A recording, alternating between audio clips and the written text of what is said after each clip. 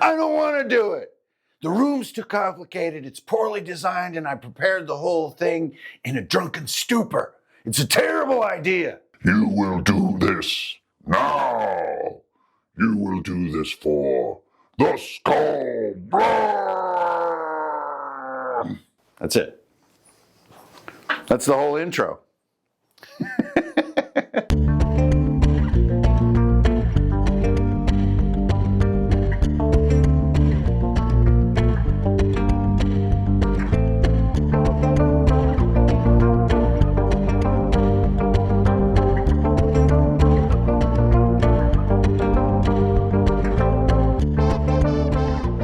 Ridiculous. Greetings, programs. My name is Hanker Infernals. Ingrid Bernal here, coming back to you on YouTube for another series that probably you have very little interest in. It's never been requested. I've never been personally pestered, harassed, or stalked to make videos of this nature, but you may have heard of it in the more obscure corners of Reddit. It's known as room design. The echo didn't work that time. That was super awkward. Sorry about that. Okay, anyway, the Serpent and the Knight. No, that's a horrible title. The Knight and the Serpent. There, the rhythm is way better. Do you read Conan? I do. This is Conan issue 23. It's got snake people in it. For the first time, snake people have appeared in a Conan story. Just kidding, it happens in every single Conan story. Anyway, for some reason I was like, damn, these snake people are dope. So I thought, what would be a cool encounter where there's like some snake action? So we've all had games where there's some kind of snake guy, or there's snake people, or lizard people, or there's flea stacks. They got 3 fingers. I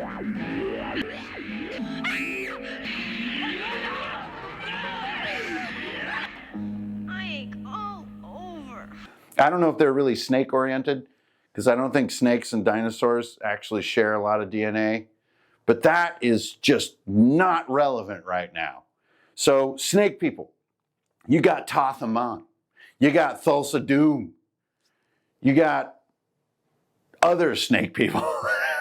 You got that from Dreamscape. Ooh, I'm not supposed to cuss. Can you beep that out, Ryan? Yeah. Remember Dreamscape? Horrible movie, but in the end, they're like in this train, and they're battling, and this one guy goes like full-on Cobra mode.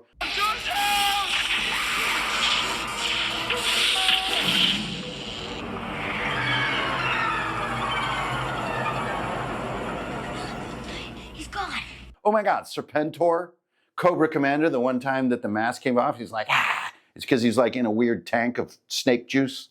I digress. Anyway, snake people are great. They're in a lot of games, and so I'm thinking snake people.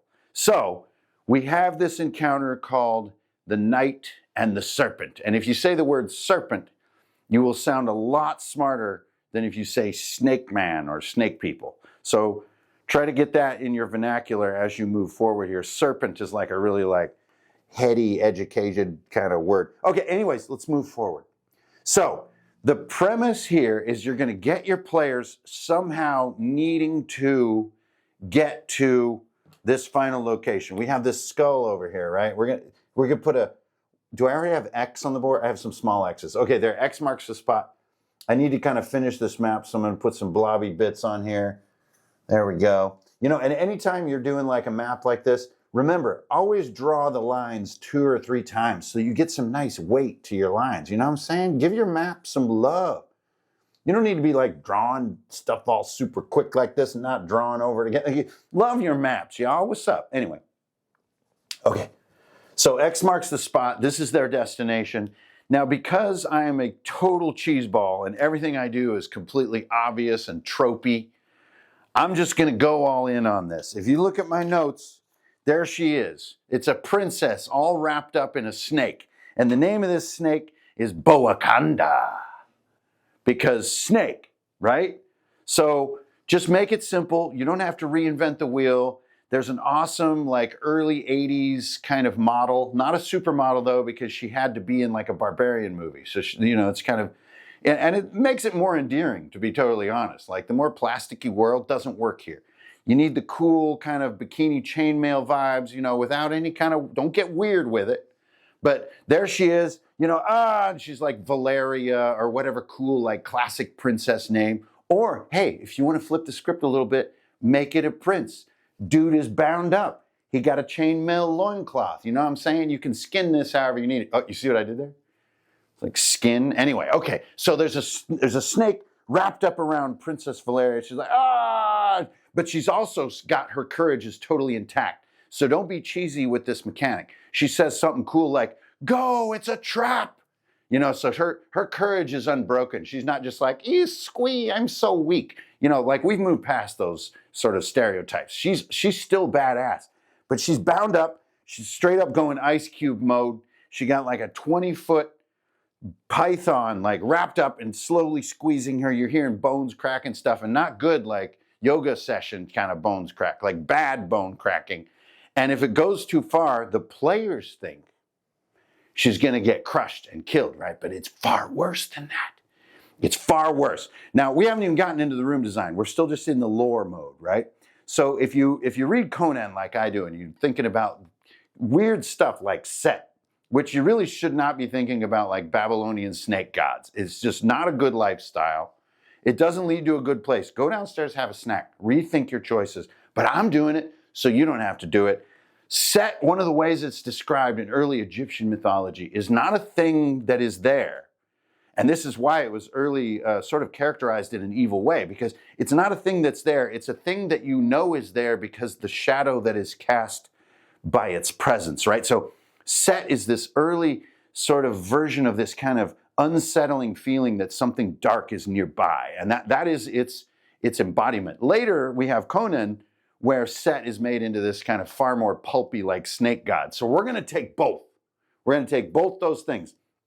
So yes, on the one hand, there is a snake. It's totally crushing Princess Valeria, whatever. She's like hovering 8 feet above the ground.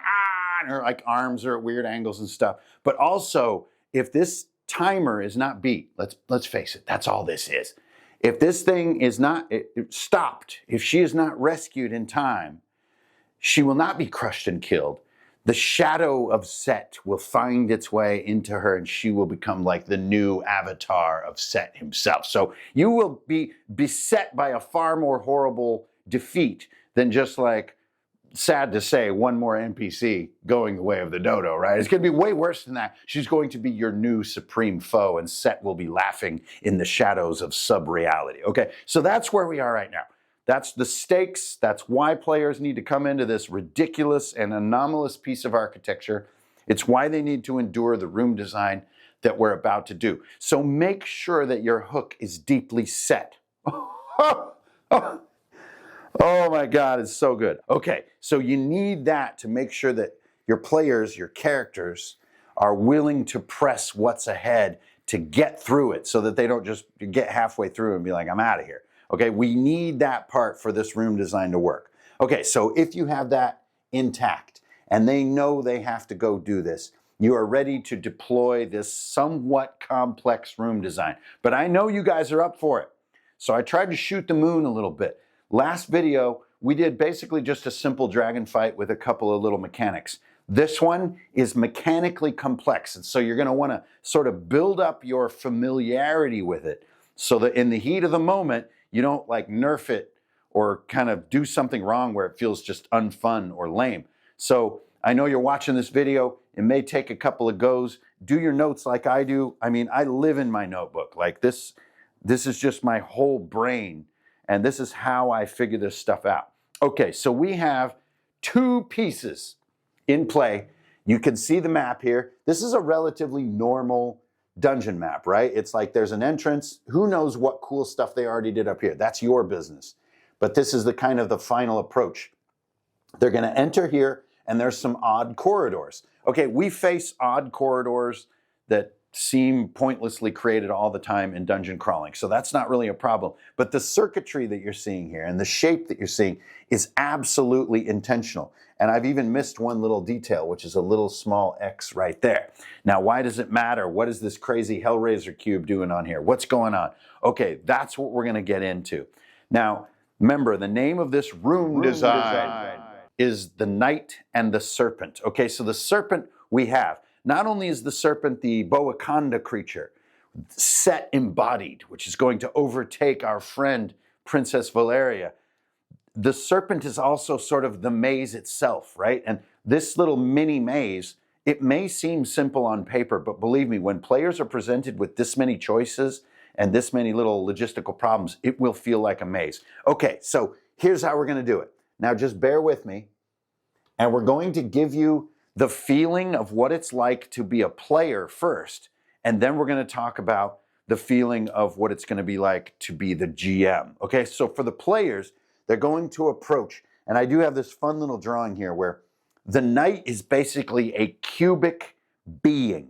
And those of you who know my videos of old, I've had the Dwarven Battle Cube, and I had an old video called the Guard Trap, where I deploy these beings that are almost cubic in that they fit into a corridor, much like a gelatinous cube would, right? So you're just going to embrace this.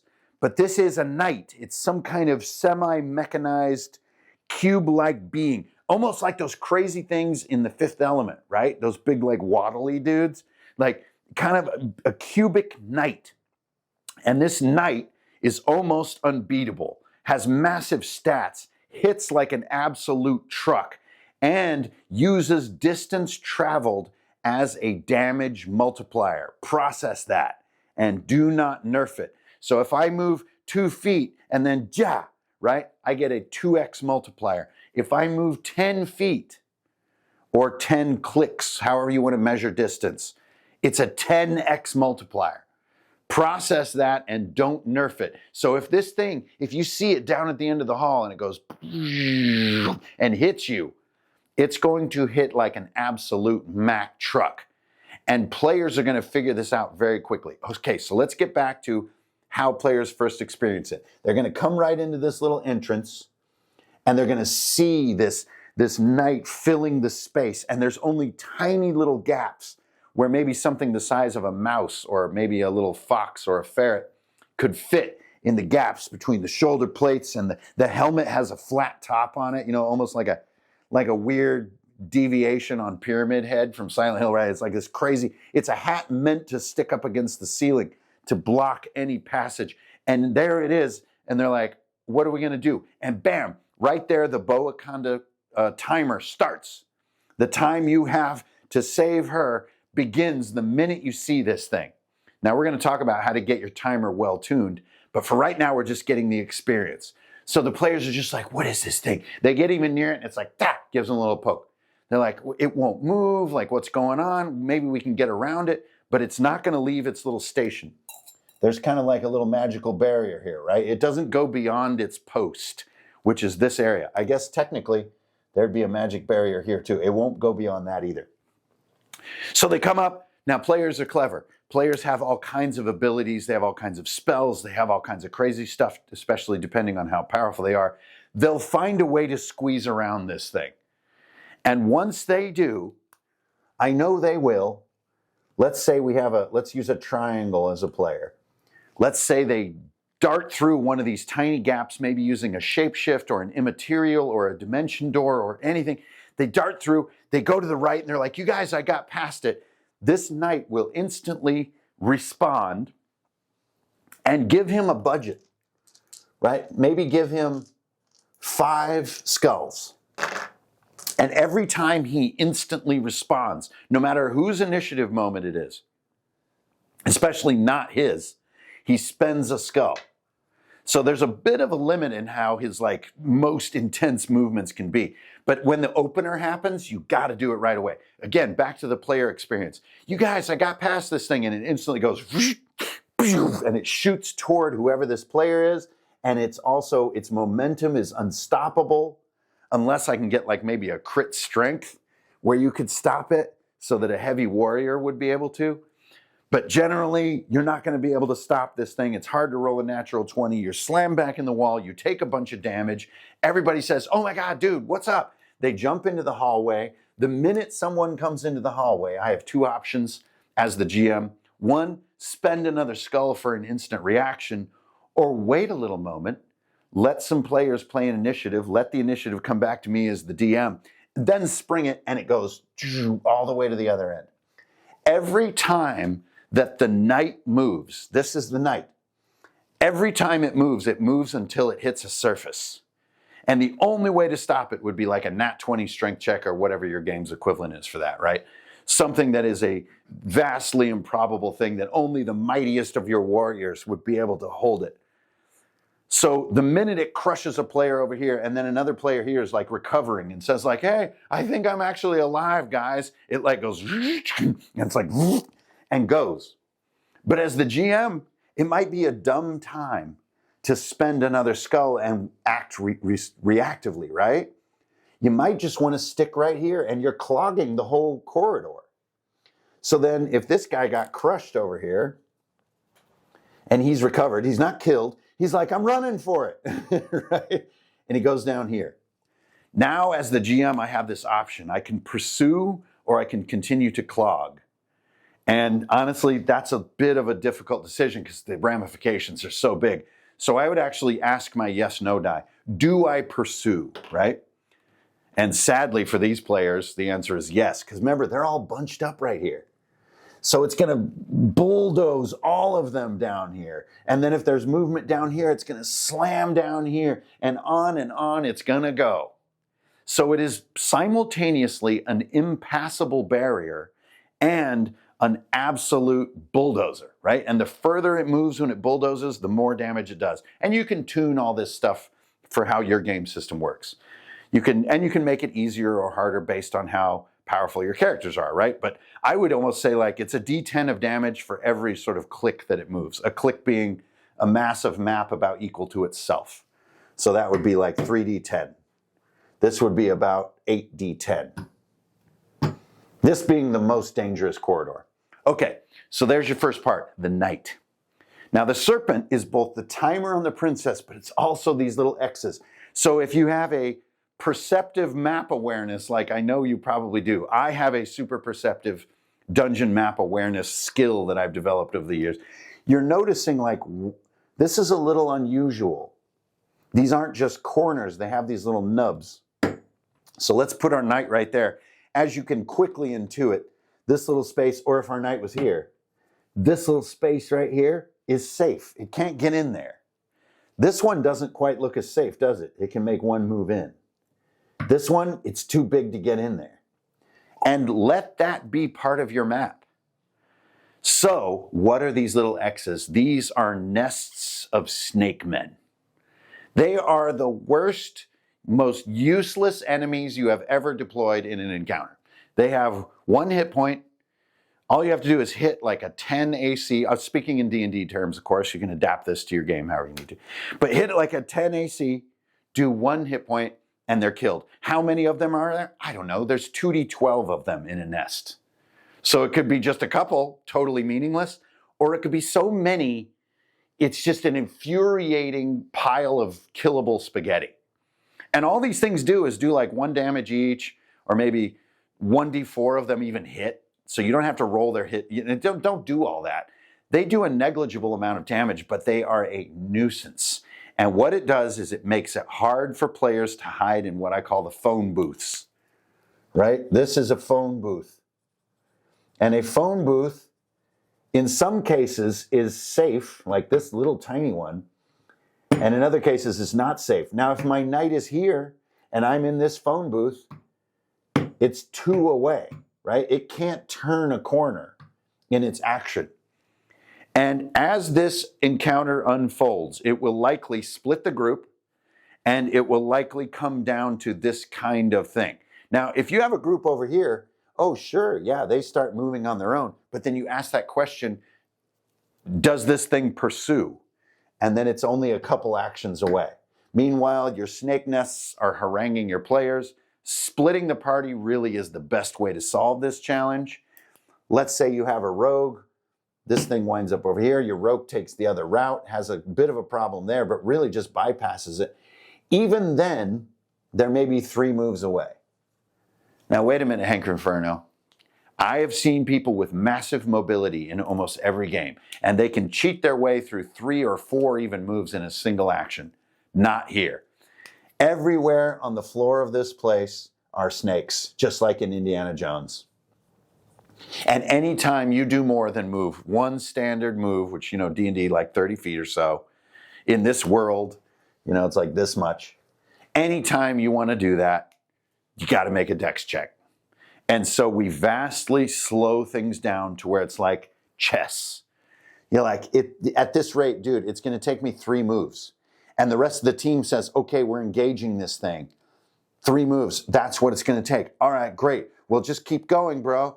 And then, oh wait, I got harangued by these snake dudes, and they like grabbed me, and it cost me an extra turn because I had to kill one of them because I only have 3 hit points left. Well, dude, we only agreed on 3. Now it's got to be 4. We're about to get smashed because it's going to be right here, and like on and on. Okay, so you're just going to let that unfold in whatever way it needs to unfold. So you jump out here. You jump up to the princess and pull off Boa Conda, and she's saved. All right, now, if you have a brain for encounter design like I do, which I know you do, because here you are watching this video. What's up? You instantly ask, how do I know how long to make the timer? This is the foundational question of this design. If it's too long, you're going to have some rogues and some high mobility characters, dimension door, missed step, all this kind of stuff. That's just going to make it so easy.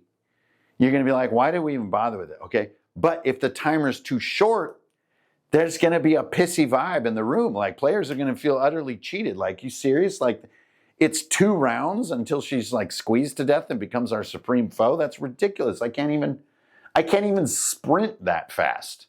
So you really wind up solving for X is kind of the way that I wrote it in my journal. Like, I need to solve for this timer.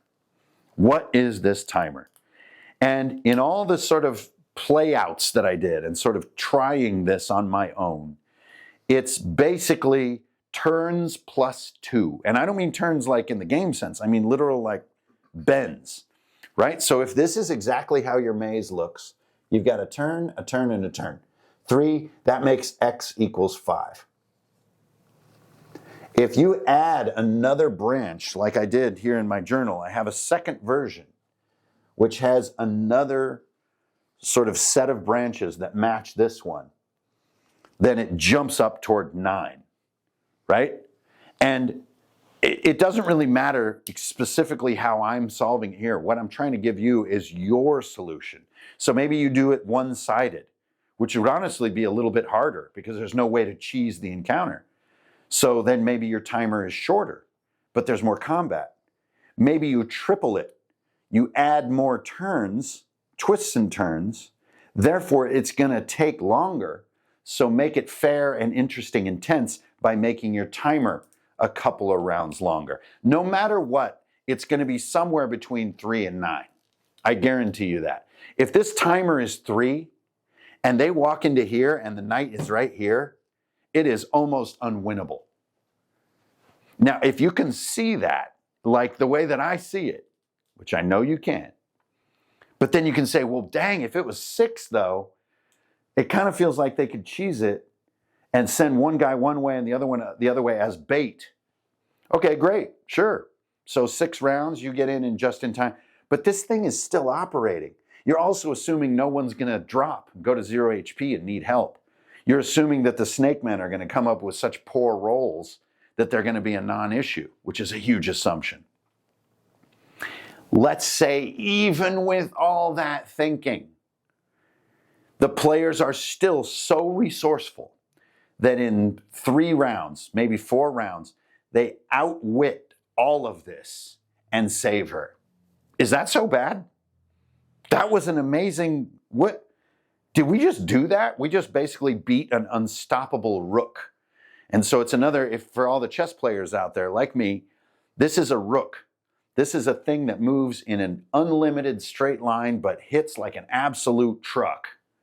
And you need to escalate that to whatever level of damage that works, or even disruption. You could add a pinned mechanic. So if I get you at the end like this, you're pinned by the knight. Maybe pinned will add that extra round of delay that makes the tension around saving the princess more intense. But if it's too much, if it's too fast, it just feels like dude, why? That was so lame. There's no way we were going to ever do it. And if it's too long and they just harrow their way through slowly, kind of cheesing it with too much care and 10-foot pole type mindset, also not that exciting. So you've got to solve for X. And in a video on YouTube, talking to you through Ryan and this camera, I cannot solve X for you. You're going to have to do that at the table or in your notes based on how you deploy this encounter. But I think the ideas are, to me, what's valuable here.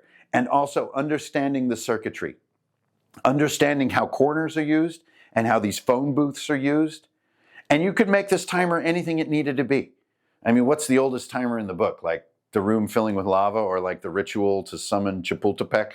Actually, Chapultepec is a burrito place in Denver. It's great. It's not an elder god. That is a digression.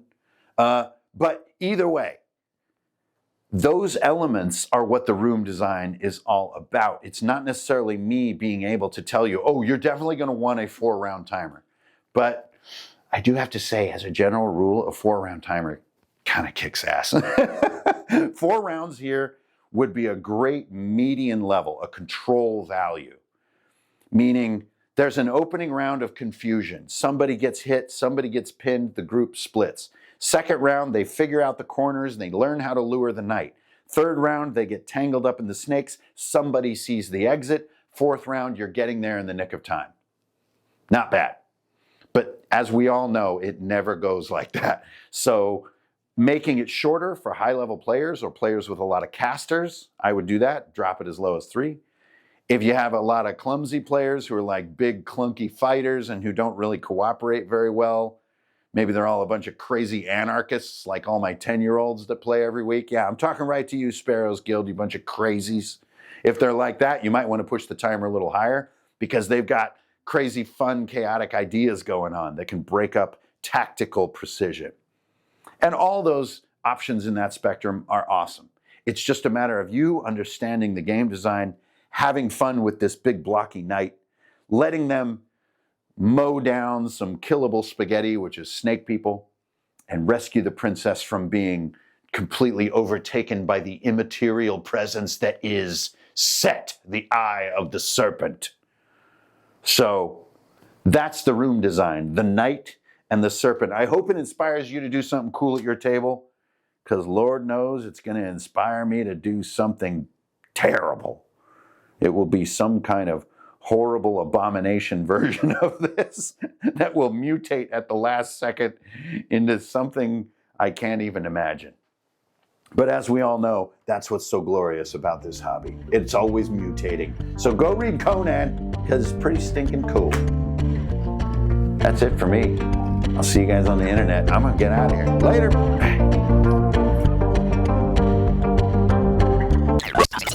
Welcome to the after credits segment, where those who are strange enough to watch the entire video see more video.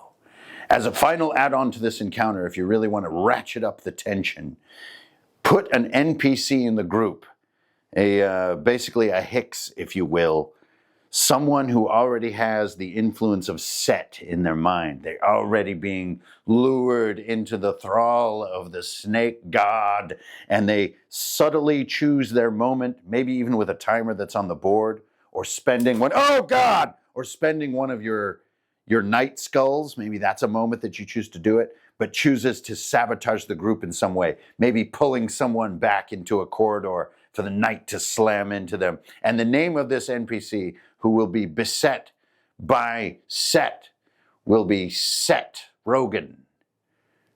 Thank you for watching.